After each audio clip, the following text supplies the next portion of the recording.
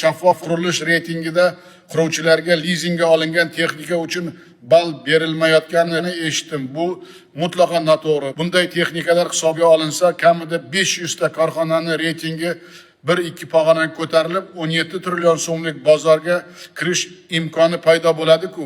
Hidoyatov 2 oyda lizingga olingan texnikalar elektron bazasini ishga tushirib, shaffof qurilish tizimiga integratsiya qilsin va ball berishni boshlasin.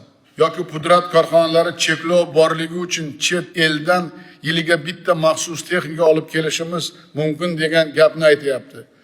Samadov, Norqulov bir haftada bu cheklovni bekor qilish bo'yicha qaror kiritsin.